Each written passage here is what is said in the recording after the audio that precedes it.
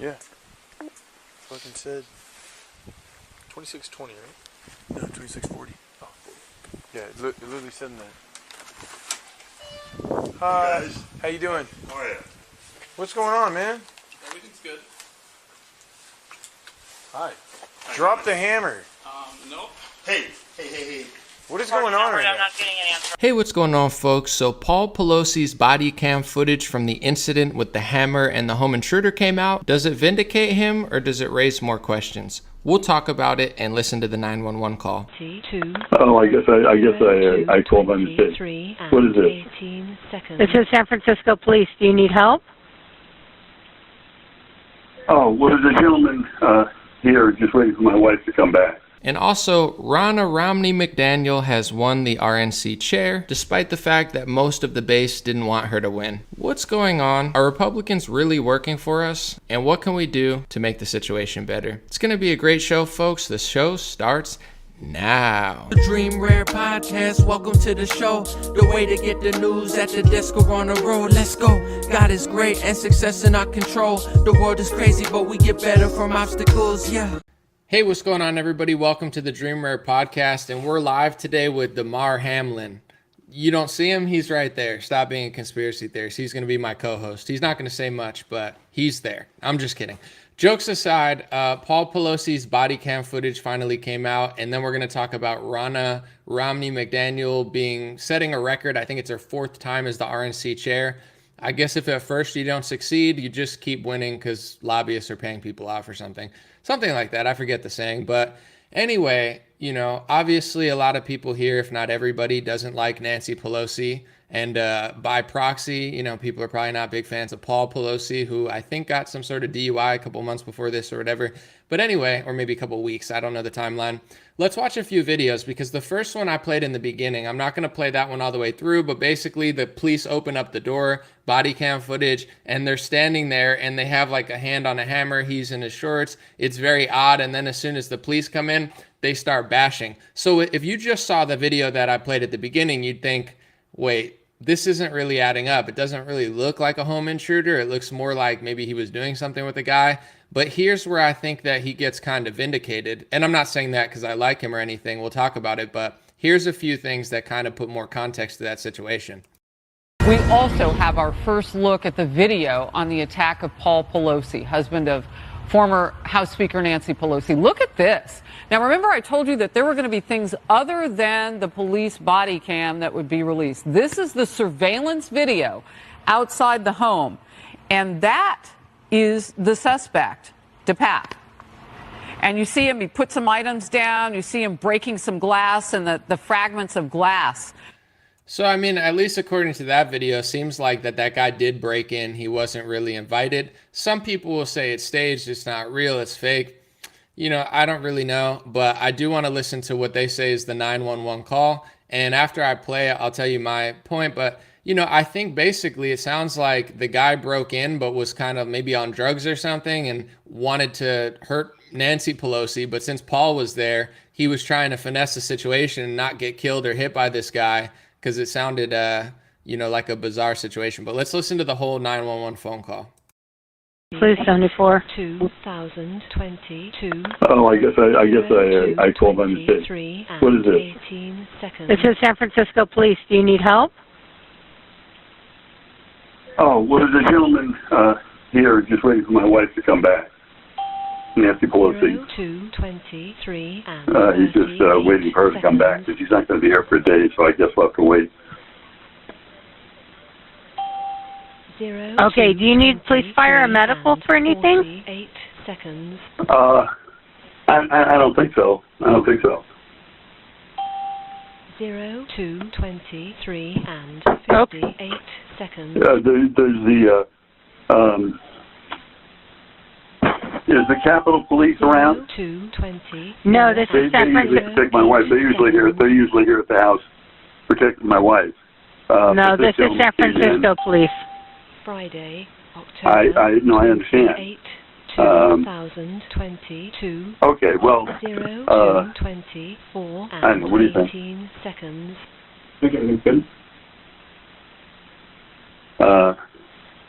He thinks everything's good. I've got a problem, but he thinks everything's good. Okay. Call us back if you change your mind. No. This gentleman just came into the house, and he wants to wait here for my wife to come home. And so, anyway, he told me to put the phone down. Do you know who the person is? No, I don't know who he is. He has this. He's telling me not to. He's telling me not to do anything. What is your address, sir? 26. 2:25 and 0. What is your name? Seconds. My name is Paul Pelosi. Friday. Anyway, this gentleman says that he thinks everything ought to, he's telling me to put the phone down and just do what he says. 18 seconds. Okay? Okay, what's the gentleman's name? I don't know. What's that? My name's David. The name is David. Okay, and who is David? I don't know. What's that? I'm a friend of theirs. Yeah, he says he's a friend, but as I said, I've never. But you don't know who he is? No, ma'am. 48 seconds. Okay.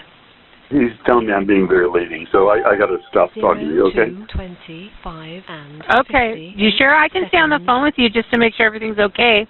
No, he wants me to get that off the phone. 0, 2, 20, okay? 6 okay. And 0, 8 Thank you. seconds. Okay, bye. So this is my interpretation of that. Obviously, people are going to speculate that this and that. You can have your opinion. I don't care.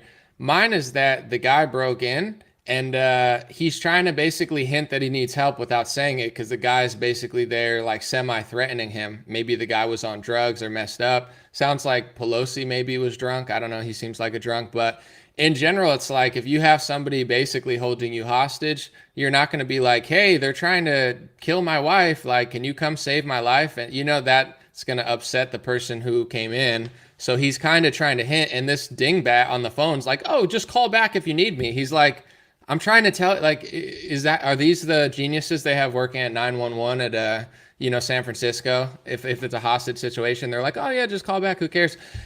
So I think, if all this is real, it not vindicates Nancy Pelosi's politics or anything, but really, I kind of assumed, and I didn't say anything publicly because I'm not going to make these statements I can't prove, but it sounded weird. Like he's in his underwear, he's the hammer. Like it sounded bizarre, and I was personally thinking in my head like maybe he's gay and maybe he's having some sort of gay affair, like a lot of people like, and then it went bad and then he called the police. That's what I thought before. Now, I mean, if the footage of him, banging on the thing is real and that 911 call is real, etc., and that thing, I think it's basically like this guy is super messed up, comes in the house, breaks in and then says essentially that, I want your wife here. And then he's trying to basically save his life without because if you're like, hey, this guy's trying to kill me, he might literally kill Paul Pelosi. So he's trying to finesse it and be like, I need help. He's in here. He says he's my friend, but he's not. Like,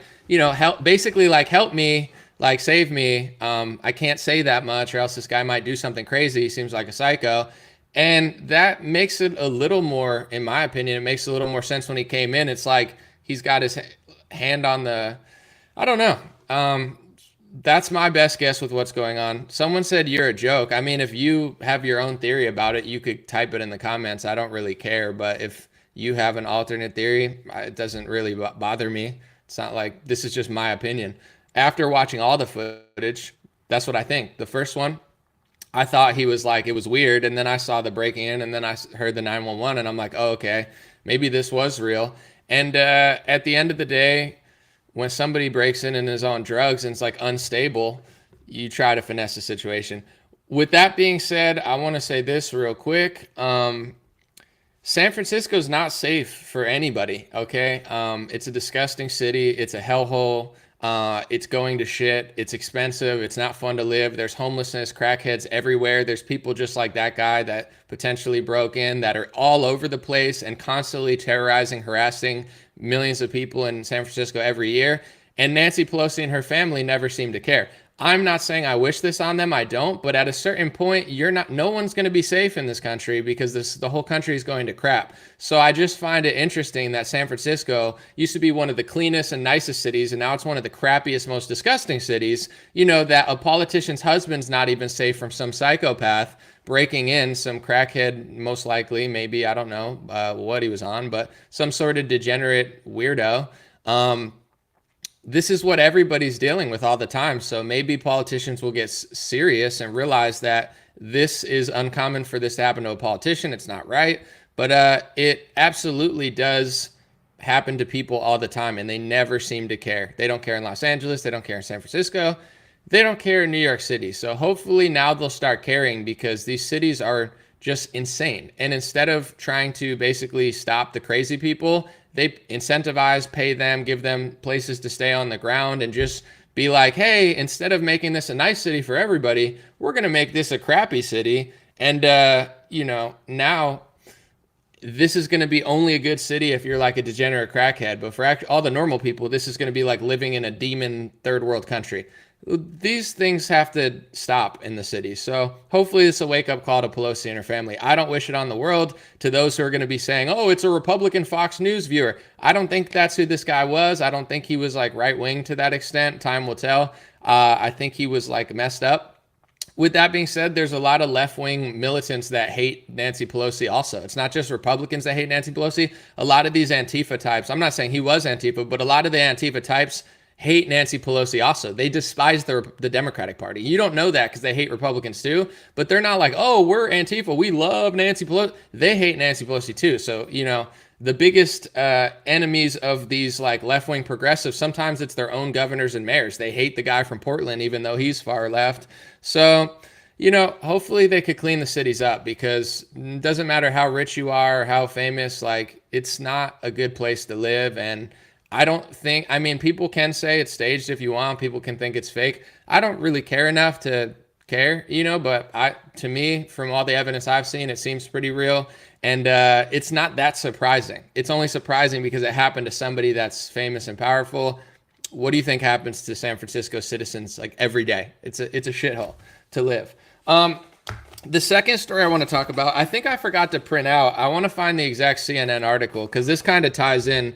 CNN wrote an opinion piece about how there's some sort of like riots that are going to happen tonight. And here, let me find it. CNN opinion piece from 2 hours ago. Here's the headline. Ready? It says, the police who killed Tyree Nichols were black, but they might have still been driven by racism. So I want to bring this up because it's going to tie into everything I'm talking about with the Republicans as well. So I guess a bunch of black cops killed somebody. I haven't seen the body cam footage. I'm not going to take a side on this because I haven't really deep dived into it. I'm going to wait a little bit and try to find all the evidence, etc. Body cam footage if it comes out, when it comes out. So I'm not going to take a stance with the police, against the police. I'm just going to try to be as objective as possible. But they're already basically saying it was black cops who killed a black person, but it's white people's fault, right? I don't care that they say that. It doesn't hurt my feelings, but it's just pathetic. It's like if white people do something, it's white people's fault. If black people do something, it's white people's fault. If it's white cop, it's white people's fault. If it's black cop, it's white people's fault. It's like, is there no accountability? So if there's a high crime rate in a black neighborhood and it's black people killing black people and black cops killing black people, that's still white people's fault. There's never going to be a time. How do we resolve a conflict when there's zero accountability for a certain group and everything falls on the shoulder of another group if they're not even involved in the situation? Because it's so exhausting and stupid. And there's a reason I'm saying this for multiple reasons. It's going to all tie into these speech laws Republicans actually happen to be passing for a different group. But in general, you see this in Memphis. Listen, I'm sure there's a lot of beautiful stuff in Memphis. Beautiful culture, beautiful people, beautiful food, restaurants, music, etc. But it's also a very high crime rate. It's one of the highest crime rates in the country. And it's not really a great place to be, in my opinion. It's not a city I want to visit. It's not a place I'd want to live. It's not really a safe place. With that being said, how come these activists, Democrats, like everybody always says, oh, it's the cops, oh, it's the cops, oh, it's the cops. Let's say, and I don't know that this is true because I haven't fully looked into it. Let's say these cops are 100% guilty and they committed a crime and they're going to be kicked off the force and possibly charged for it.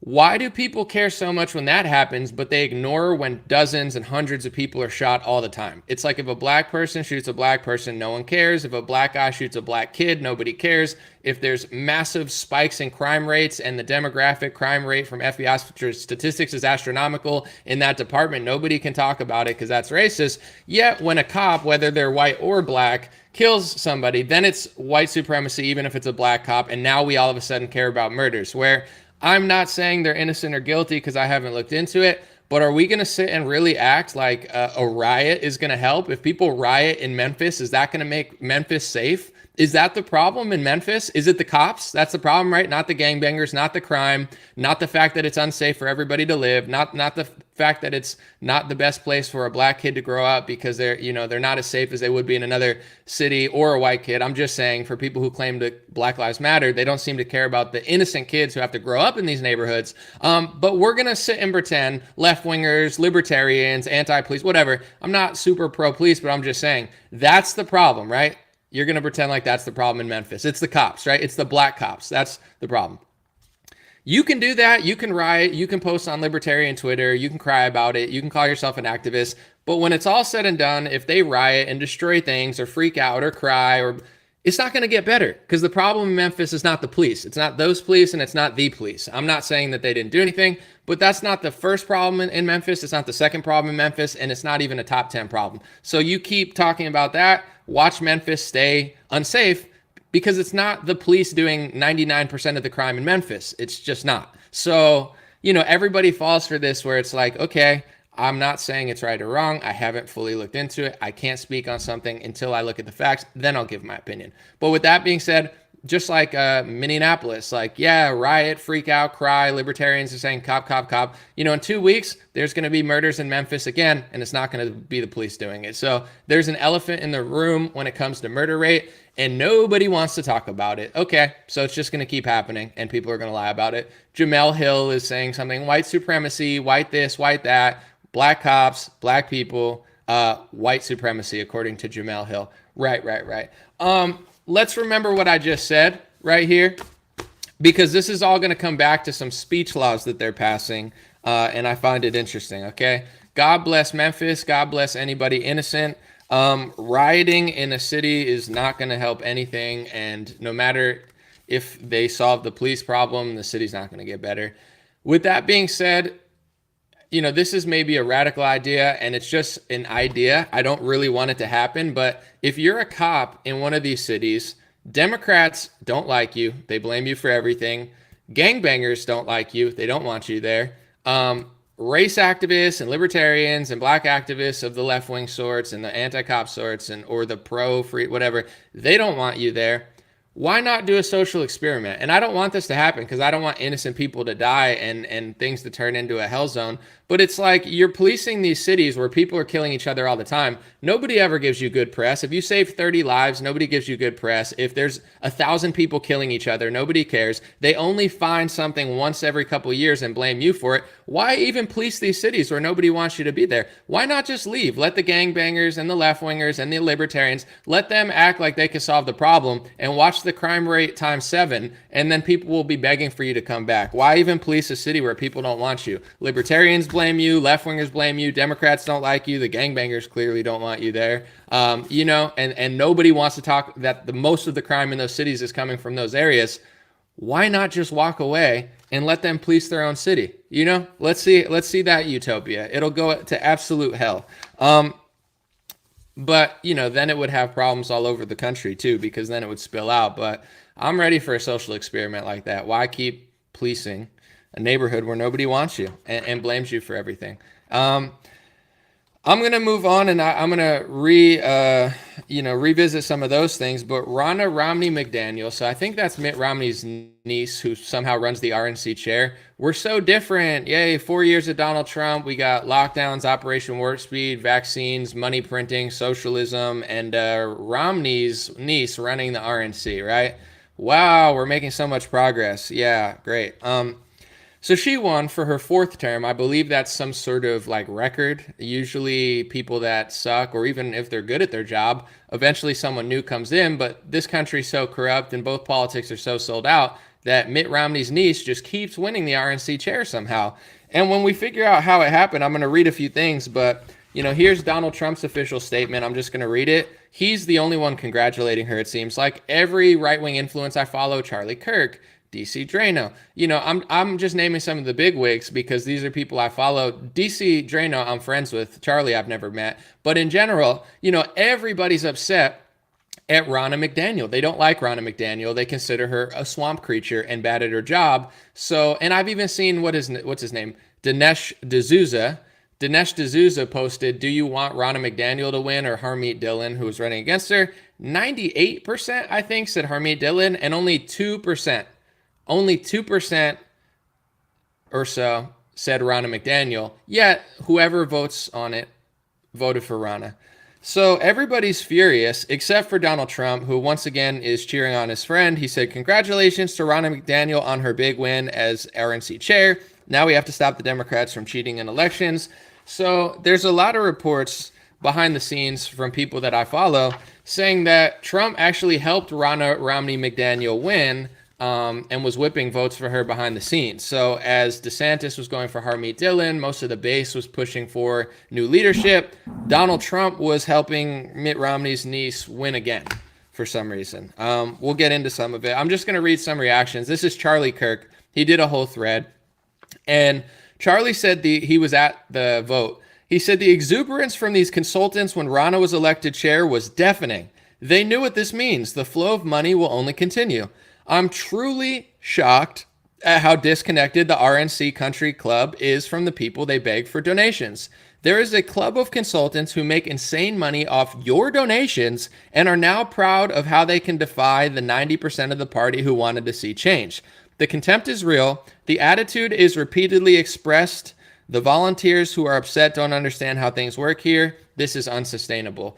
So Charlie Kirk, I consider him moving in the better direction. We don't agree on everything. He's definitely tapped into the system. But, I consider Charlie a young guy who I think is trying to do better than some of the other rhino swamp creatures out there. So, what he's trying to say is like, they're collecting your money. Unless you're donating directly to a politician, I think Trump has some of his own stuff. Where's the money going? A lot of times they're fundraising off Donald Trump or they're fundraising off somebody who's popular, like, yeah, MAGA, give us money. But you're giving money to the RNC. And what Charlie's trying to say is I'm not giving any money. I've never donated to these losers, but whoever is donating, you're giving money to like 90% of these consultants who absolutely hate you. But here's the thing. This is why, and I'm so excited to talk about this with passion because I've been trying to tell people for 2 years, we do have power. Yeah, we don't have, Miriam and Sheldon Adelson money. We don't have George Soros money. Unless you're a billionaire watching this, then, throw some bucks at me, but I'm not going to do anything. I just, just a spare donation. Just kidding. But anyway, we do have power.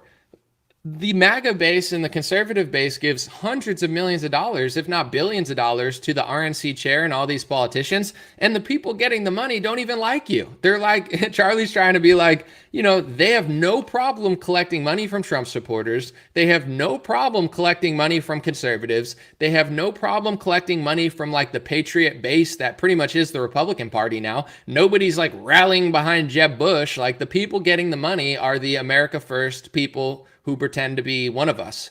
That's who's getting the money. So if you give the money to the RNC chair, you're actually giving it to consultants and people that don't even like you. They think you're wrong, but they're happy to collect hundreds of millions of dollars from you and keep putting Mitt Romney's niece in charge of the money. Very interesting stuff. Thank you, Charlie, for that behind the scenes look. With that being said, I want to read another comment. This is from Pedro Gonzalez. Pedro Gonzalez is, I would say he's a young guy, and he's one of the more trustworthy people I follow. I find him very brave, bold, outspoken, and he's not like a lot of people are phonies in my opinion. They're just like, hey guys, MAGA, give me money. I wear shirts, but I won't actually say anything interesting or deep. That's like a lot of the influencers in my opinion. It's all just a grift. But this guy, Pedro Gonzalez, like he's got some balls and he's definitely got a soul, which a lot of people lack. So Pedro said, Ronna Romney wins re-election as RNC chair. She can thank Trump and his camp for pushing her over the line. There will be a whirlwind of spin to distance Trump from Ronna's win, but you can follow the money from her to him and look up what his top lieutenants said on record. So Pedro and a few others are saying, Trump helped Ronna Romney McDaniel. A lot of reports are saying behind the scenes, he's trying to get people away from the new lady, Harmeet Dillon, and into Ronna Romney McDaniel. And Pedro also said, by the way, this is the second time Trump has saved a Romney. Trump endorsed Mitt Romney, Ronna's uncle, after their famous dinner. So he showed a picture of the dinner with Mitt Romney. And then he showed this Time magazine thing. It says, Trump has endorsed Mitt Romney, but Romney once called Trump a fraud, and Trump said Romney choked. So, Trump did endorse Romney, just like he endorsed Mitch McConnell, just like he endorses Lindsey Graham, just like he's putting Lindsey Graham on a stage, just like he, behind the scenes, was helping get Ronna Romney McDaniel elected to the RNC chair again, even though the people voting for her don't even like us, yet they collect our money all the time. It's a little weird. I don't want to be overly repetitive, even though I feel like I say that a lot. So just the fact that I say that I don't want to be repetitive in itself is a repetitive statement, and I apologize for that. It's like you ever been in like a bathroom where there's a mirror in the front and the back, and you look and you see 1,000 of you? It's like a clown show. I don't want to turn into that, but it's starting to seem that way. Anyway, at what point do people realize that Trump needs to be challenged just like everybody else? It doesn't mean I hate him. When I debated David Harris, I said, the same way you treat everybody, like you've made a living basically pushing back against Fauci and rhinos, like that's what you do. Just do the same thing to Trump. You don't have to, and he's like, oh, what do you want to get? Picket signs and pitchforks? And it's like, no, I'm just asking you to have a spine. Is that like, I'm not asking people to get pitchforks. I'm just saying if Trump has thousands of great supporters and he puts Lindsey Graham on a stage for his first rally of the year, that needs to be questioned. People are mad at Marjorie Taylor Greene for, voting for McCarthy. They're so mad at Marjorie Taylor Greene. And Trump does the same thing. Why not have the same energy with Trump? If everybody hates Ronna McDaniel, 98% of the base doesn't want her to win, and Trump helps her win, at what point do you call him out and realize that he is not who he's pretending to be? If he says he won't take people's money, but he takes $100 million and employs pharmacy lobbyists, at what point do you ask a question about it? These are what I'm trying to tell people, because the power's in our hands if we want it, but these people are laughing in our faces while they're just circling our money around and giving them to people who don't even like us. They think we're pathetic, and guess what? They're right. People are acting pathetic. People are acting like a doormat. MAGA's turned into an absolute doormat for the donors, a doormat for Big Pharma, a doormat for Trump, a doormat for Romney McDaniel, a doormat for Lindsey Graham, because they don't want to address the head of the snake, which is the guy that's been orchestrating all this stuff. He doesn't care. I've said this since 2020. He doesn't care. And there's certain people that say, oh, well, what are we supposed to do? I don't know, your job? I don't know, go to a donor meeting and be the new Marco Rubio? Is that what you want to do? That's not what I want to do. You know what I'm saying? Do you want to go to these events and take $10 million and shut your mouth and turn into the new Jeb Bush? You could do that, but I thought we were like building a movement of the Constitution and saving America and, getting to the bottom of stuff. But I guess other people just want to kind of go along for the ride. So here's where I'm going to tie in the Memphis thing with something going on in the Republican Party. And this is very interesting. And in my opinion, this is the real elephant in the room that everybody's basically in on, or they're afraid to talk about. And there's a reason I'm going to say it. If you say build a wall, I'm going to explain it as simply as I can so people don't get upset or like angry at me. I mean, I don't care, but I'm just trying to be like as accurate as I can be. If you say build a wall, it doesn't mean you hate Mexicans. It doesn't mean you're a racist. It doesn't mean you're a xenophobe. It means it makes sense to have a wall, just like Israel has a wall, just like other countries have a wall, just like we have a fence and an empty space. It just makes sense to stop millions of people from coming in and get a system going so people can come in normally and not just flood the country with drugs. Not everybody coming is flooding drugs. Of course, there's workers and great people and families, but for the most part, it's just too much. Doesn't make you a racist to build a wall. Everybody knows that, right? It doesn't make you a racist. We agree? All right, let's move on. It doesn't make you, sexist to say that like women's basketball is not as good as men's basketball. I mean, it's just not. Everybody knows it. Why aren't the stands, like Bill Burr said, why aren't the WNBA stands filled with feminists? All these feminists, oh, we want all the money. Then Bill Burr had the perfect joke in his new stand-up. Then go to the game. Why is the stands of the WNBA not packed with feminists? Because they don't care about women's basketball. Okay, doesn't mean you're sexist. That's just what it is. And it doesn't mean you're racist if you want to notice that certain crime statistics are not convenient to the mainstream agenda. If Jamel Hill can say white supremacy is the reason a black cop killed a black person, then am I allowed to talk about demographic crime statistics in every major city? Because they'll be like, oh, it's a Democrat city. Oh, it's a Republican states have more crime. I mean, there's an elephant in the room of where the crime really is, and nobody seems to want to talk about it. Doesn't make you a racist. I'm not even going to call Jamel Hill a racist. I just think she's dumb. With that being said, I'm just establishing this so people understand where I'm coming from, because when I'm going to say what I'm going to say, people will accuse me of the same thing the left says. If I say build a wall, they say it's racism. If I say, that's happening, they say it's sexism. And if I say that there's Republicans passing speech laws to criminalize speech and protest in America, which is true, and I'm going to prove it, I get called an anti-Semite. They say, oh, Anomaly just hates Israel. I don't hate Israel. Israel, God bless Israelis, God bless Jews.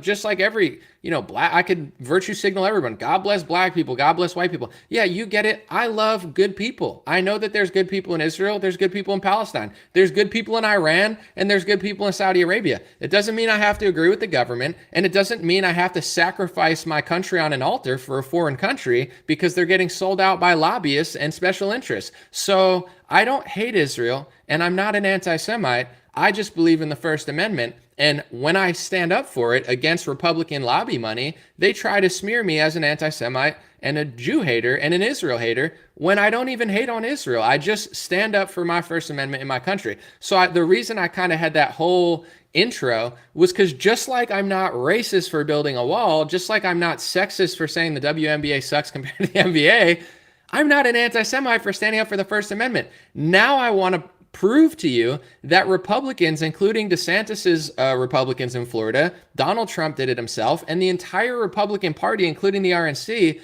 their number one goal, this is why I talk about Zionism, okay? The reason I talk about Zionism is because that's what the Republican Party serves. It's more important to them than you. It's more important to them than America. It's more important to them than the First Amendment. They don't care about anything except for Zionism. They will sacrifice the First Amendment of the Constitution for their Zionist agenda, and that's why I bring it up. It's not because I hate Israel. It's not because I'm trying to get involved in the 30-year, 40-year war of Palestine and Israel.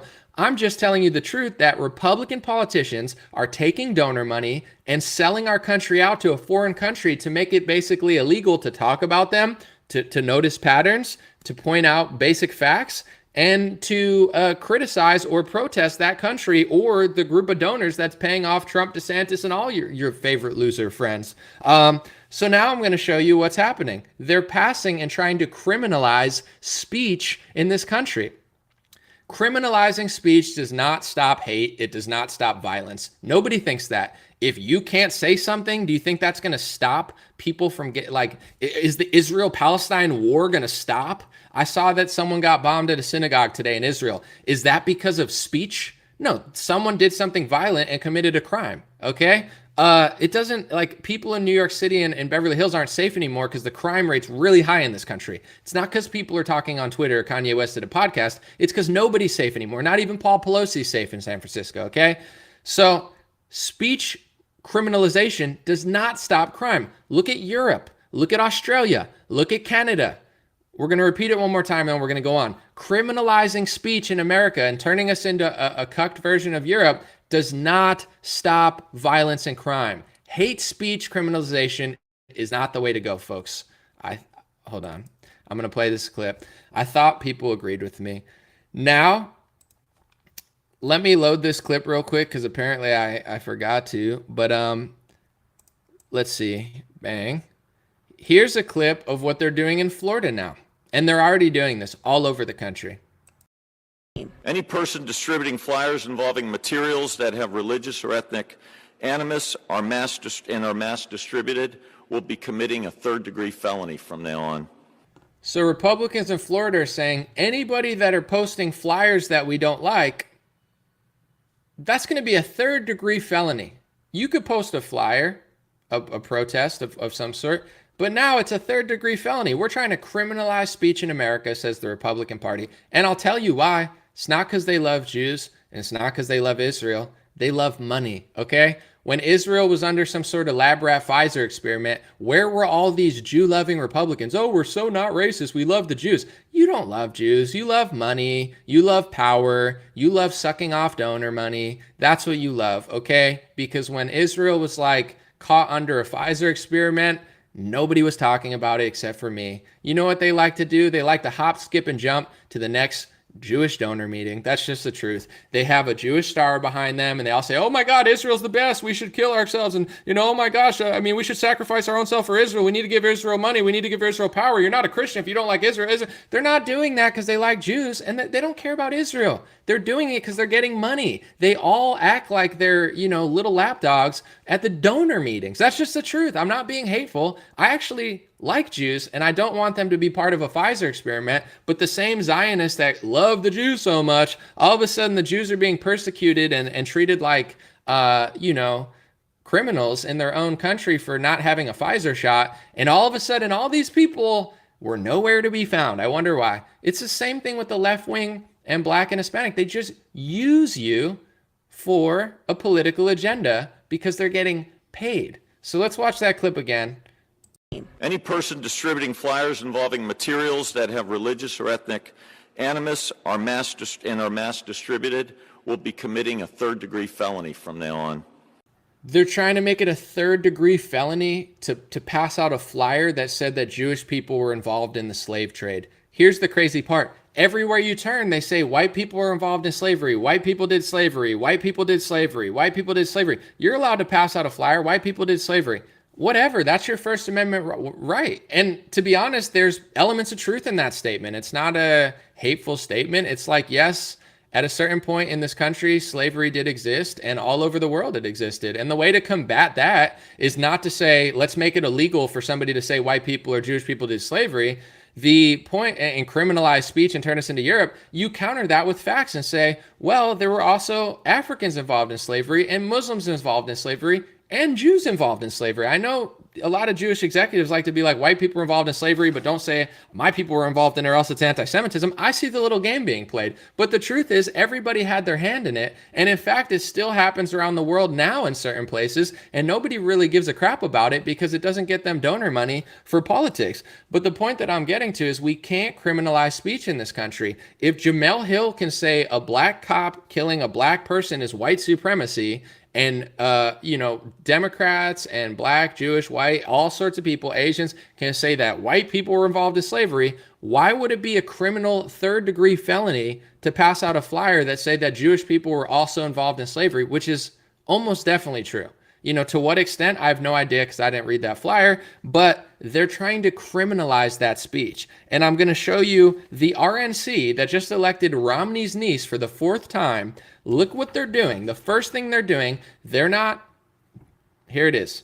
The RNC just unanimously voted to condemn Kanye West, Nick Fuentes, and Milo Yiannopoulos and anti-Semitism as a whole. Wow, they're considering a resolution condemning Kanye, Fuentes, and anti-Semitism. I mean, they barely just got together again. They just picked their head. And before they do anything, they're not apologizing for the CARES Act, where they printed trillions of dollars and people of all races and religions lost a bunch of wealth. They're not apologizing for being in on the lockdowns. They're not apologizing for their socialist Operation Warp Speed scheme. They're not apologizing for basically coming up short over the last couple of years. They're not apologizing for putting Lindsey Graham on a stage. They're not apologizing for all the mistakes that they've made and all the rhinos and neocons. They're not apologizing for the Ukrainian war. They're passing basically a speech condemnation bill to say, that's hate speech. This is the right-wing version of hate speech. The way the left wing uses hate speech. They're passing. That's the first thing the RNC is doing. Why? I just told you, it's not an American party. It's not a Republican conservative party. It's not a Christian party. It's a Zionist party. They serve Zionism. They will sell out the Constitution, criminalize speech like Australia and Europe and Canada before they even look at the First Amendment and say, hey, we're going to try to protect that. And this is why we always lose. How come we're losing the First Amendment? Because our party's in on it, including Trump and DeSantis and Romney's niece. How come we're losing how come they're printing so much money in socialism? Because they're in on all aspects of it. They don't actually care about what they claim to care about. And I want to show you another thing too real quick, and then I'll explain more. This is a Marjorie Taylor Greene explaining why they kicked Ilhan Omar off for foreign affairs because of hate speech. Here's the thing. I despise Ilhan Omar. She's not good at politics. She's not good at foreign policy. She's not good at domestic policy. In fact, no offense to Ilhan Omar, I've agreed with her like 3 times out of like 100. I consider her one of the least impressive people in Congress. But if you're going to kick her off the Foreign Council, say it's for another reason besides hate speech. When you tell me she's doing anti-Semitism hate speech, and that's why you're kicking her off, it's pathetic. You should kick her off the council, but give an actual reason. I'm going to play the clip real quick. Here's Marjorie Taylor Greene explaining why they're kicking her off. Democrats kicked me off of committees for things that I had said or social media posts before I ever ran for Congress. The reason why Ilhan Omar is being removed from foreign affairs for anti-Semitic comments and stances that she takes is those take place as a member of Congress. And no one should be on that committee with that stance towards Israel. In my opinion, I think it's the wrong stance for any member of Congress for the United States, having that type of attitude and statements towards our great ally, Israel. Thank you for your time, ma'am. Thank you. And this is why the right wing accomplishes nothing, because Marjorie Taylor Greene, who I like, but she's wrong here. She says, well, I was kicked off committees for comments on my social media, so now we're going to kick Ilhan Omar off for comments on her social media. Kick her off because she's not good at her job. Kick her off because her policy sucks. Kick her off because there's more impressive people to do that job. Kick Ilhan Omar off the council, please. Okay? I don't want her there. She's not good. But don't kick her off because of hate speech. Well, you criminalize my speech. Well, I'm going to criminalize your speech. That's what they're doing. Just like the RNC is condemning speech, just like Florida is criminalizing and making it a third-degree felony to pass out a flyer to criticize their donors, basically. That's why they're doing it, not because they like people. This has been happening for years. And if you want to know the speech laws, I'm not going to read them all now. Go to Google anti-Semitism State Department, and you could read all the laws. I'll explain it real quick because I know a lot about it. In like 2015 or 16, the International Holocaust Memorial Association or something, some sort of like Holocaust Memorial, IHMC, whatever, they passed these like list, right? DeSantis is not coming up with the hate speech laws. Trump's not coming up with the hate speech laws. Marjorie Taylor Greene's not coming up with the hate speech laws. Ronna McDaniel's not coming up with the hate speech laws. There's a set of laws that the State Department's going by, and it came from the International Holocaust Remembrance Alliance, IHRA. And there's 20 laws that they're trying to criminalize all over the country and say it's illegal. And I'm not saying this because I hate people. If you criminalize speech, crime is not going to go down. We are going to turn into a third world country, and we are going to turn into Europe and Canada and Australia, where we're going to be persecuted because of our speech. America is gone without the First Amendment, and Republicans are selling it out. And in that list of speech that they're trying to criminalize, it says you're not allowed to say Jewish people run banks or media. Weird. How come I can say Italians? I could say Italians run the bank and the media. How come I could say that? Because they don't. They probably own a few, but not that many. How come I could say black people run the media? How come I could say that? Because they own some, but not all, not that much. The reason you can't say that Jewish people control a lot of banking and media is because it's true. Not all, but a lot. You know, in the music industry, almost the entirety of it. Am I trying to take it away? Absolutely not. Do I care? No. Am I jealous? No. Am I mad? No. Am I hateful? No. I just think it's weird that you can't say it, but Jamel Hill can say that white supremacy is the reason that black cops did something. But now they're trying to criminalize the fact that you can't even say that Jewish people run banks and media. Weird. One of the laws says that you can't say that Jews killed Jesus. Obviously not the ones alive, just like the Christians alive didn't do, Christian crimes of the 1500s. But You can't say Jews killed Jesus according to the speech laws that DeSantis and Trump and Republicans are working to criminalize and turn us into Australia. You can't say that there's Jews in America that have dual loyalty to Israel, even though that's a fact. Ben Shapiro agrees with that law. He says that's anti-Semitism. Why? Because it's true, Ben? Where does your loyalty lie, Ben? Just to America? You don't care about Israel at all? Of course you do. Anybody that listens to you knows you talk about Israel more than any other country because you're Jewish and you love Israel and you probably have a passport there. You probably have dual citizenship. That's fine. I'm not mad. You have 50 passports, but don't criminalize my speech to suggest it. If I talked about Italy every single day on my live stream and then I said it's anti-Italian to say that I'm doing it and then I passed a law, would you trust me? Of course not. And people will say, oh, you must hate them so much. It's not true at all. It's not hate. It's not jealousy. It's not anger. It's just facts. If I don't dislike Muslims and I don't dislike Saudi Arabia, but if a bunch of Saudi Arabians swarmed the Republican Party, were the number 1, 2, 3, 4, 5 donor, controlled a lot of media stations, controlled a lot of politicians on both sides, and then all of a sudden these speech laws keep getting passed in America that say, if you criticize Saudi Arabia more than any other country, that's anti-Saudi Arabianism. That's one of the speech laws for Israel. It says if you criticize Israel more than any other democratic nation, then that's anti-Semitism and it should be criminalized. They're trying to criminalize that. Criminalize free speech. Doesn't mean I would hate Saudi Arabia. It just means this is America. I don't believe in that. I will allow you to say what you want. And this is what I'm going to say. It's called the First Amendment. You're not allowed to criminalize my speech. And in fact, if a bunch of Saudi donors swarmed both parties and got them to pass laws that said you can't criticize Islam or Saudi Arabia, they're not doing it to stop hate. They're doing it so you can't speak the truth. They're trying to suck the truth out of your American mouth and make you a slave in your own country. So if Saudi Arabia was doing that, everybody would be on it. If, I don't know, name another country like Venezuela did that, everybody would be on it. But when these laws are being passed for Jewish oligarchs and Israel, all of a sudden, Charlie Kirk won't say anything.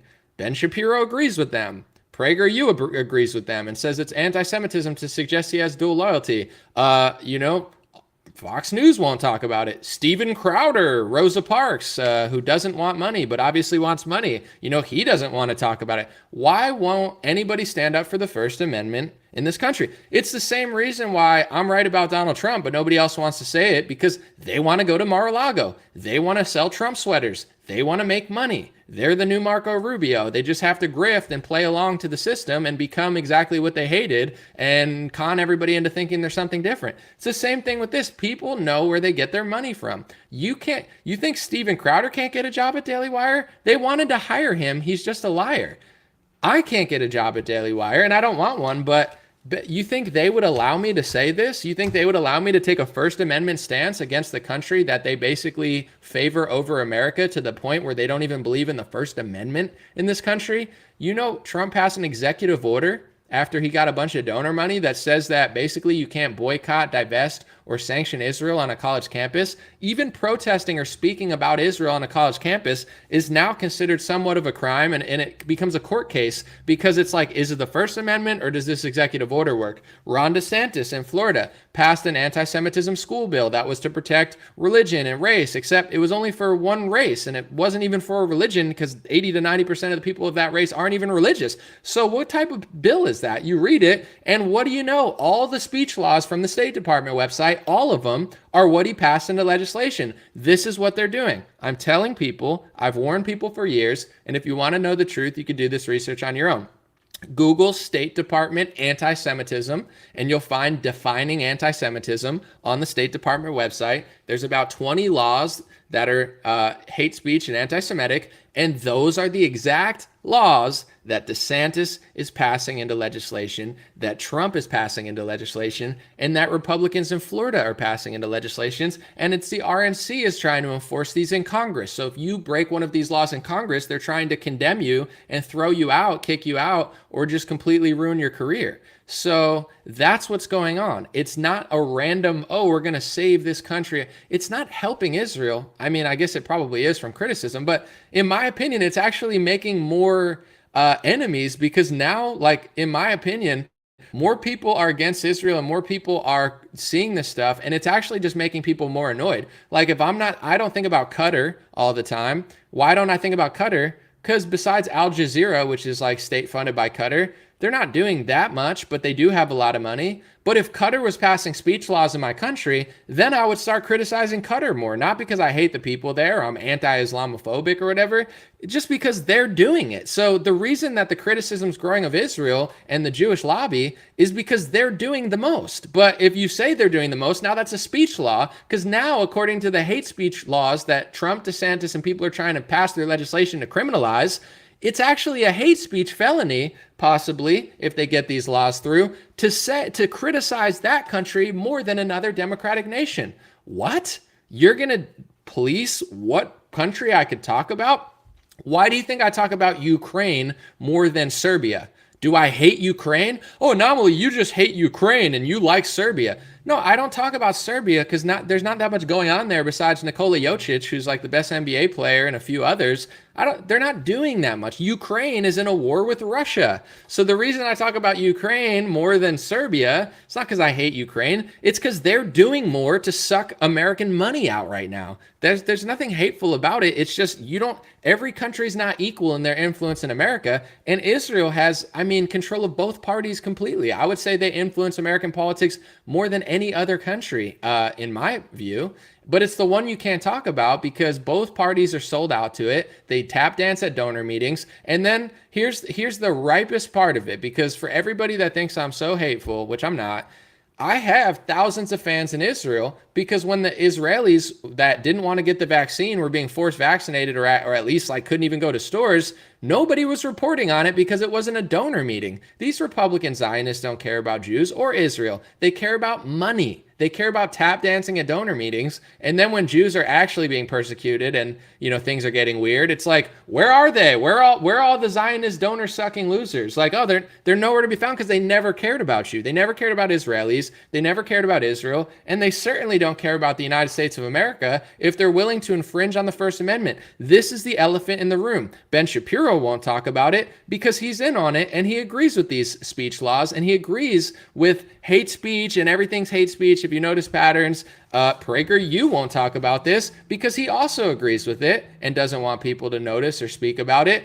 Anybody who works at Daily Wire or PragerU, you're not going to last very long if you talk about this stuff, because even though they're trying to basically criminalize the statement that there's possibly people in this country with dual loyalty, like there isn't, that's true. And the people with dual loyalty don't want you to question their loyalty. So they will kick you out, I'm sure, if you ever have a job with them and speak for this. So this is what you can't talk about. TPUSA never talks about it. No one talks about it. Why? Why don't they talk about the fact that Republicans are criminalizing speech? Trump did it a little bit. DeSantis did it a little more. The RNC is doing it more. And now they're going further to try to make it, a stage 3 or a something 3 felony to post a flyer that talks about Jewish involvement in slave trade. But you could post a flyer and say that black people are in the slave trade, or white people, or you can call them white supremacists, and you could say white people did everything in the world, but God forbid, other groups get pointed at, then it's a hate speech violation and needs to be criminalized. It's not because I hate anybody, it's just the reality. And I thought Ye, among all the possibly, controversial things he said, to me, one of the most interesting things that he said, and it's not to blame everybody, like Kanye's not responsible for the crime rate, I'm not responsible for 1800s, and Jewish people aren't responsible for every other Jewish person. That's not what I'm saying, but I do find it interesting in this world when everybody gets to talk openly, why is it okay? And I thought this was Ye's best point that he made on the podcast that got blacklisted. He said, why is it okay for many executives who happen to be Jewish, why is it okay for them to profit off murder music and death music that's killing black people and killing white kids with pills, with gang violence? Why is that so acceptable that they can just profit and make billions of dollars off of this murder music? But when I say that they're of this ethnicity, then that's when it's too far. And that's why Ye went crazy. I can't speak for him, but it's like, you got to take some accountability too. I'll take accountability, but like, why are you allowed to do that? That's worse than what I'm doing. Crickets, because it doesn't exist. It's just this random pattern. when Trump, DeSantis, and the Republican Party, it's not the fact that they're getting hundreds of millions of dollars of donor money to tell them to do that. That's not what it is. That's a coincidence. It's not the fact that there's a foreign lobbying group in America called AIPAC that controls both parties and brags about it on YouTube, and they're allowed to do it openly. And if you even notice it, that you're hate speech, that's not why they're doing it, right? It's not the fact that that's what's no. It's just a random coincidence. It has nothing to do with the money they just got. Just like, people have now made a alternate theory to try to defend Trump from his pharma ties. I don't care what people think about it, but people are like, oh, he worked with Big Pharma to fight Big Pharma. It's like, whatever you want to tell yourself. I don't really care at this point, but it's like, I'm not saying Trump's the worst person in the world. I think his foreign policy is still better than Biden's. I wish he was there instead of Joe. With that being said, though, I don't think it's a big mystery why Trump did a flip-flop with Big Pharma. He got paid. He got money from Pharma. He got the corporate money. He did them favors. He put their lobbyists in office. And when you put lobbyists in office and lobbyists in top position, you give Big Pharma the keys to the government castle, you get Big Pharma tyranny. It's not rocket science. You hire an outsider to be at the FDA, you get progress. You hire an outsider at HHS, you get progress. You hire a pharmacy lobbyist and put them at both positions, you get Big Pharma. Like, what else do you think is going to happen? Oh, but that's not why. That is why. Just like other politicians get lobbying money and donor money and have big corporate meetings, so did Trump. That's why he did it. And that's what I'm trying to say about the speech laws. They're not doing it from a biblical worldview. They just run around and say, Bible, Bible, Bible. Does the Bible tell you to sell out the First Amendment? Is that in there? I missed that chapter that says there's going to be a country called America that has a pretty solid rule that everybody has free speech and protest, and you need to take away people's right to protest and speak freely for a foreign country and a group of people, many of which who absolutely reject Jesus Christ. But your job is to defend them at all costs, even though they don't even agree with your Messiah. You need to be their lapdogs and basically take their donor money and give up your Constitution for them. That's not what the Bible says, okay? They've infiltrated the churches. They've infiltrated the conservative party with this fake theory that the only way to please Jesus is to let your country fall apart and have no First Amendment rights. It's not what the Bible says. I'm going to wrap it up. I don't want to stay too long, but that's the story. The first part, Paul Pelosi said it. Second part, God bless Memphis. Hopefully they don't burn it down because it's not going to get better. And no matter how many, the police messed up, it seems like, from what I've seen. I mean, we'll see when everything comes out. But, throwing a fit over that is not going to make the city better. The city has 99 problems, and that's not a top 20. And on the third, just like I don't hate Mexicans because I believe in a border. In fact, I appreciate a lot of great Mexicans, but it doesn't mean I want 10 million people coming across the border every year. That doesn't make sense. Just like I don't hate women because the WNBA is boring compared to the NBA, which is also really boring now. I watch MMA. I have no hate in my heart for Jews or Israel. I believe in the First Amendment, and I know for a fact that Republicans are criminalizing speech. And once they criminalize that speech, it's going to grow and grow and grow. And this is why nothing gets done, because Trump is working with Ronna McDaniel. Trump is working with Lindsey Graham. Trump is working with Big Pharma. Trump is passing speech laws. DeSantis is passing speech laws. The RNC is working on speech laws. And Republicans in Florida are working on speech laws, because even though DeSantis has done a great job, just like all the others, that's who he's working for. The people that tell him to pass speech laws for a foreign country and a group of people to criminalize speech and turn us into Canada and, Europe. Before I leave, I want to say two more things. People will say to me, Anomaly, how do we fix this? Oh my God, I'm so scared. These are my heroes. Now what do I do? Oh my gosh, you're ruining my day. I love these people.